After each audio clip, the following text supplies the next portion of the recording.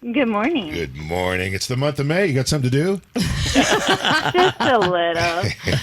I know this is a typical question, but what is it like being married to a race car driver? I think I would. Ed Carpenter, Yeah. I mean, are you nervous? It's just part of the game. It's just part of the game. I've only known him as a race car driver. Our middle son wants to start racing, and I think I'll probably have a different perspective then. Oh, wow. But right now, as a wife of a race car driver, I'm a total believer that God has a plan, and it doesn't matter what's going on or what you're doing, that, when it's your time, and we're fortunate that he gets to do something he loves for a living. And, unlike other jobs or professional sports, his family is allowed to travel with him to his job.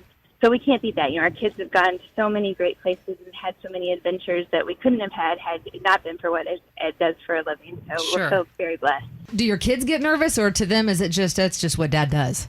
It's just what Dad does. Our oldest, she's now in fourth grade, but I'll never forget, she came home from kindergarten and said, "Hey, Mom, is it cool what Dad does? People keep asking me about it." They don't know any different. They've been traveling since they were 2 weeks old, so it's just a part of their life. Talking with Heather Carpenter, who's married to Ed Carpenter, of course. Do you mind us asking how you met? Yeah, so we have different versions of the story. But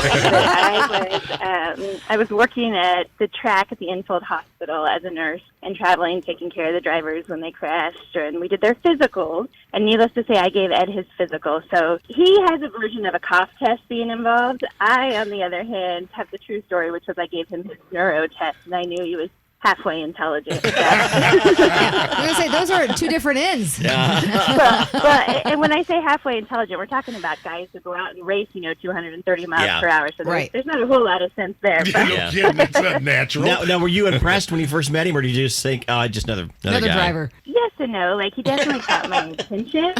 But at the same time, I was like, okay, typical race car driver. So who asked out on the first date? Did you call him, or did he call you? No, he called me. In fact, his pickup line was that he was congested and had a runny nose.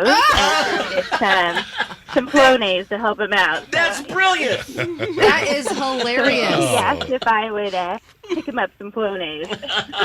Heather Carpenter joining us here on WFMS. What kind of driver is he like just on the streets if you're going to dinner? I have been really good now at just looking at my phone and not watching what's going on around us. So the worst is the snow. And it's not, and I tell him, it's not that I don't trust his driving skills or what he has going on. It's the fact that everyone around him is freaked out because he stops at the last possible second. Or he's speeding past people. And during the snow, he feels like there's no rules. So there's no signs. There's no, so it's quite I'm definitely a backseat driver, constantly saying, "Watch out, stop."